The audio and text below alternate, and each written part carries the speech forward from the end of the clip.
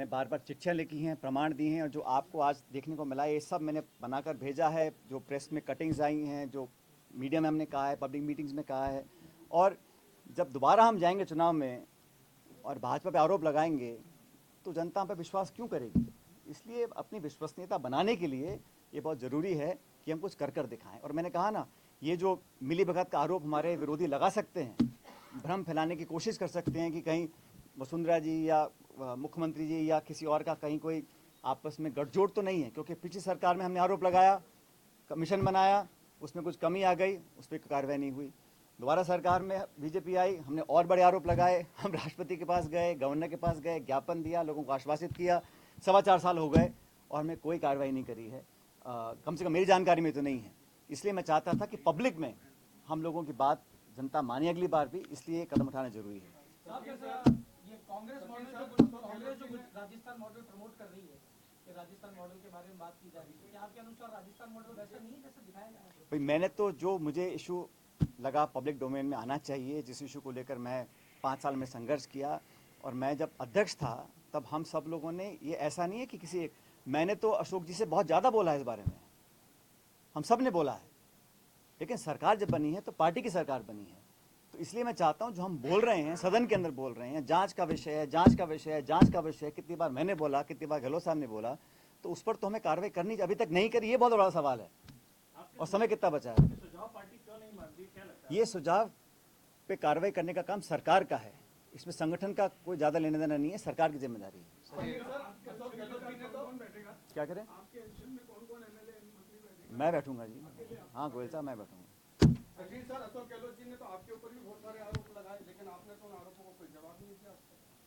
भाई आरोप नहीं लगा रहा हूँ मैं, आपने मेरे ढंग से सुना नहीं। नहीं, मैं तो सिर्फ तथ्य प्रमाण के साथ रख रहा हूँ सामने, अब तक का इतिहास बता रहा हूँ, और हमें क्या करना चाहिए इस पर अपना बात रख रहा हूँ।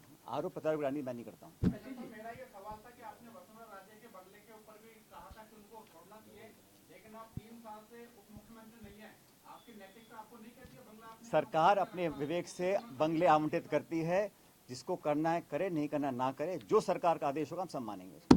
सचिन जी, आपको नहीं लगता आपने कई चिट्ठियां लिखी, तो मंशा तो जाहिर है सरकार की कि वो आपकी चिट्ठियों को बहुत ज्यादा गंभीरता से नहीं ले रही, ऐसे में आपका अनशन, आपको लगता है कोई और रास्ता? भाई उम्मीद पर दुनिया कायम है, क्यों नहीं करेंगे, हो सकता है कुछ मजबूरियां रही हों, लेकिन अब मैं अनशन कर रहा हूं क्योंकि मैं चाहता हूं कि हमारी सरकार इस पर कार्रवाई करे।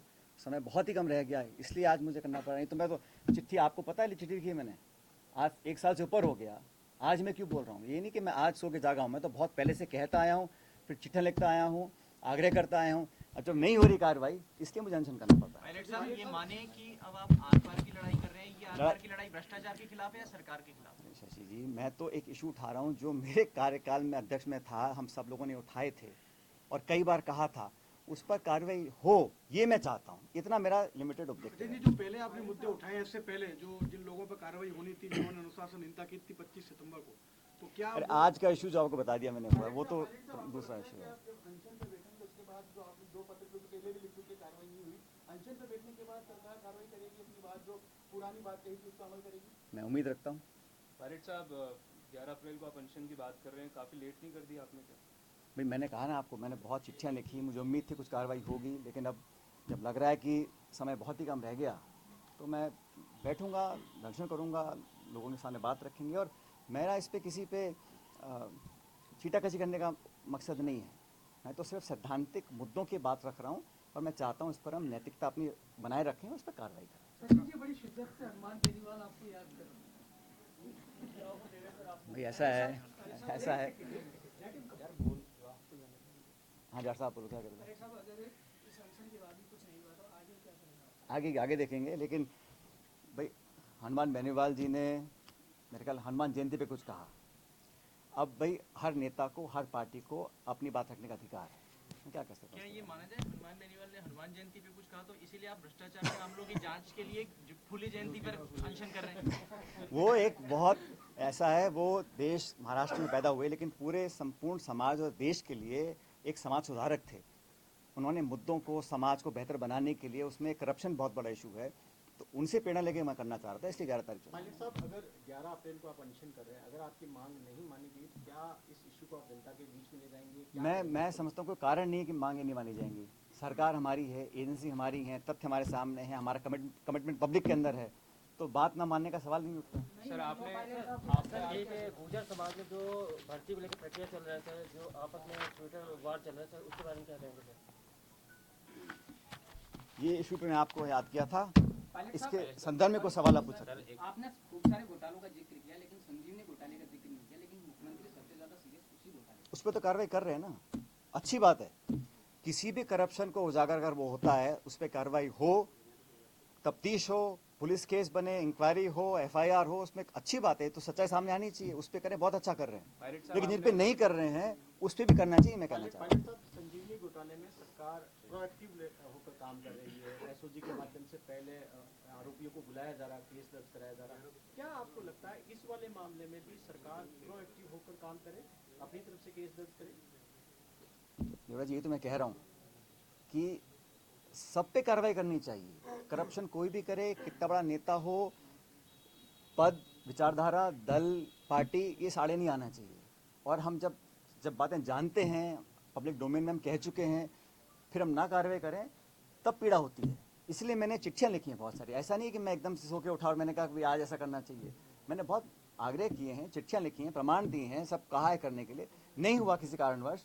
इसलिए आज मैंने फैसला लिया है कि मैं 11 अप्रैल को अनशन करूंगा।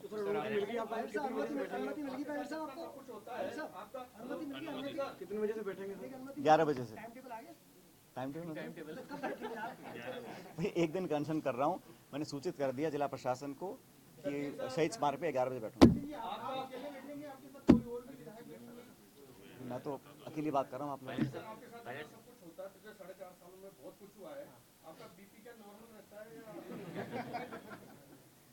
मेरा बिल्कुल नॉर्मल रहता है। हाँ, पायलट साहब, आपने एक बात कही कि आपने ना केवल चिट्ठियां लिखी है मुख्यमंत्री अशोक गहलोत को, पर जो प्लान आपने आला कमान के साथ डिस्कस किया था राजस्थान में कैसे सरकार वापस आए, उसमें भी आपने ये बात मैंने एक तो खुलासा कर उसमें भी दिया आपने बात कही थी। तो क्या आला कमान की भूमिका पर भी आप सवाल बादला जी, मैंने आप मुझसे बार बार पूछते हैं, तो मैंने कहा कि कांग्रेस लीडरशिप को जो मैंने सुझाव दिए हैं प्रदेश के संदर्भ में, देखो अगर परिपाटी तोड़नी है तो कहीं ना कहीं ये भ्रम तोड़ना पड़ेगा कि यहाँ कहीं किसी की मिलीभगत भी है, क्योंकि 30 साल तक लगातार भाजपा कांग्रेस हो रहा है। और हम सब बोलते हैं कि सरकार लाना जरूरी है इस बार, तभी लोकसभा चुनाव में हम लोग चुनौती दे पाएंगे एनडीए को। और ये राज्य बहुत महत्वपूर्ण है हमारे लिए, छत्तीसगढ़, मध्य प्रदेश, राजस्थान। तो यहाँ पर इस स्टेट को लेकर जो सुझाव मैंने दिए थे, उनमें से एक सुझाव ये भी है, ये कहना चाह रहा हूँ आपको।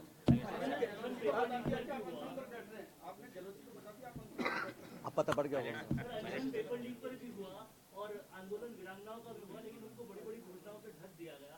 क्या आप मानते हैं कि आपका अनशन कारगर साबित होगा या उससे भी ढक दिया? भाई, उम्मीद तो दुनिया कायम है, करता हूँ उसको मैं। पायलट साहब, चलिए आइए। कल की जो घटनाक्रम थी, कल मशाल जुलूस में जो घटनाक्रम हुआ, बताया जा रहा है कि धक्का मुक्की और जो भी हुआ सब आपके पार्टी के ही विरोधियों ने आपके साथ कुछ गलत हैपनिंग, कुछ